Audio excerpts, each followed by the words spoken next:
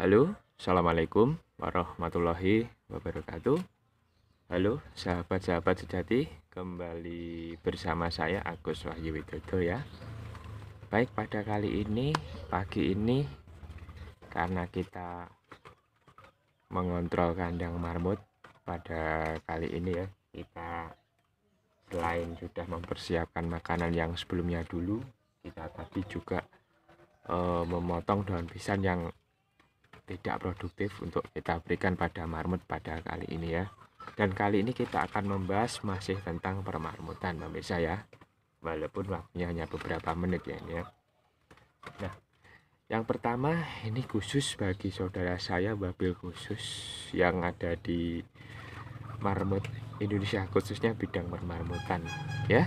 Halo teman-teman, apa kabar ya saudara-saudara, Om Andi dan kawan-kawan ya, dan mungkin para YouTuber yang berkecimpung di dunia permarmutan ya khususnya. Yang kedua di KPPM Indonesia dan sedulur Genepix. Kali ini khusus tentang permarmutan ya.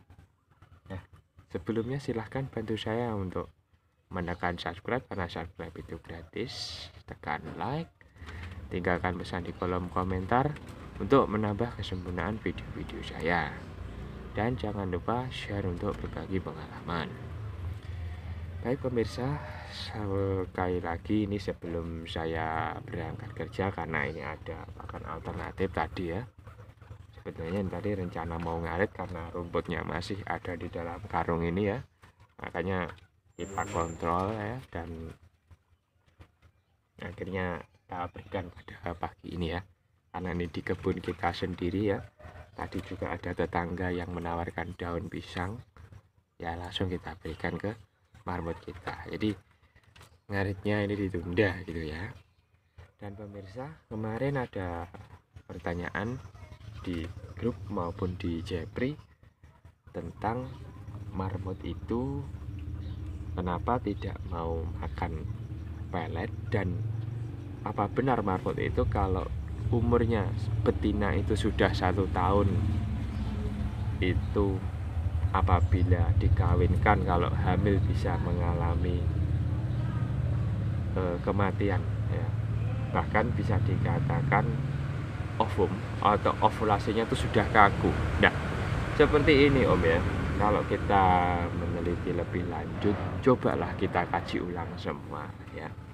Karena satu, pada dasarnya kenapa marmut itu tidak mau makan pelet ya.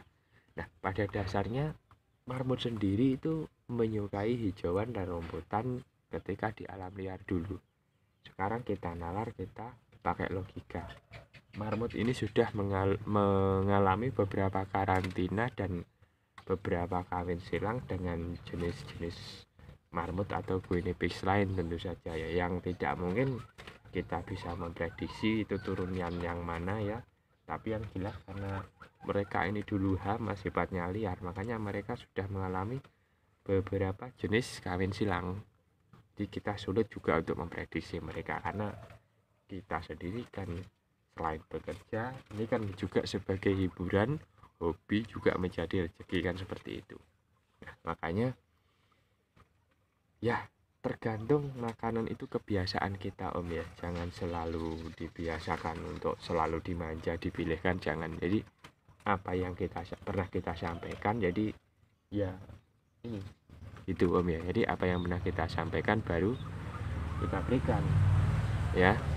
Jadi tergantung kebiasaan kita aja. Jadi jangan terlalu dimanja ya, seperti itu.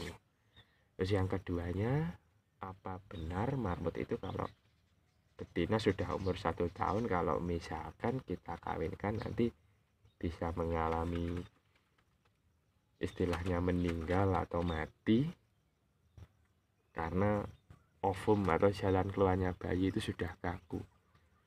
Sebelumnya kita punya gambaran seperti ini.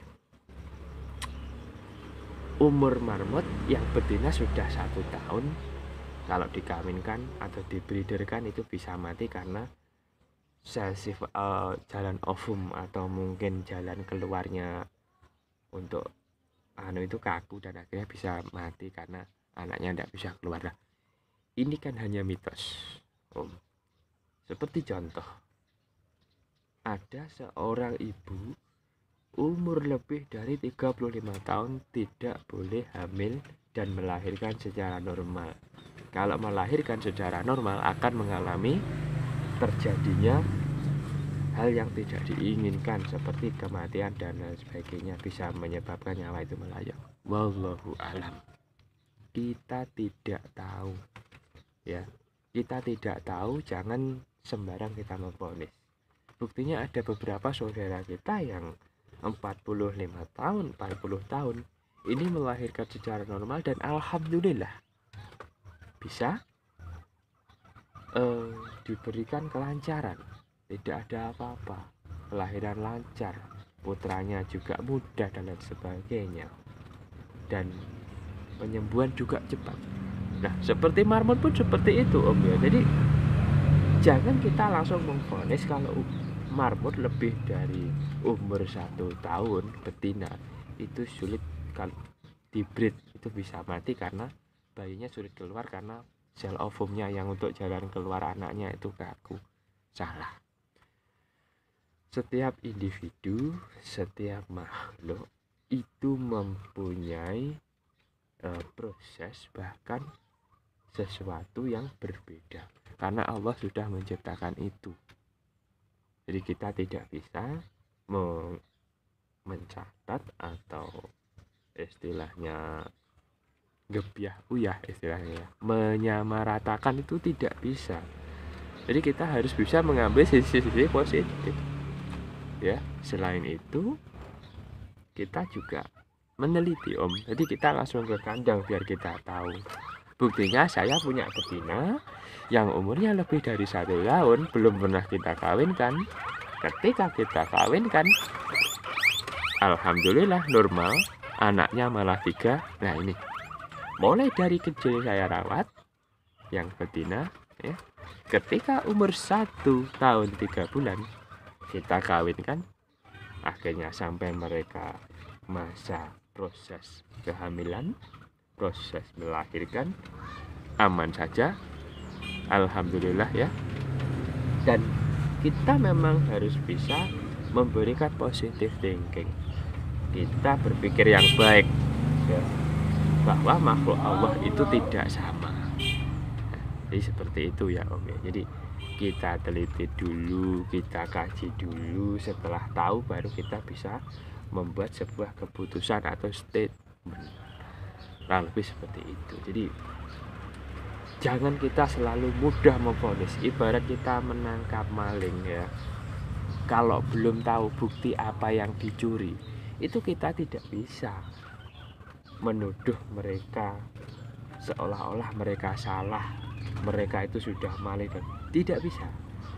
Kalau kita menuduh orang, misalkan orang itu mencuri, padahal dituduh mencuri, ketika kita tangkap barang bawaannya itu tidak ada atau barang bukti tidak ada, kita tidak bisa menyatakan mereka salah atau benar.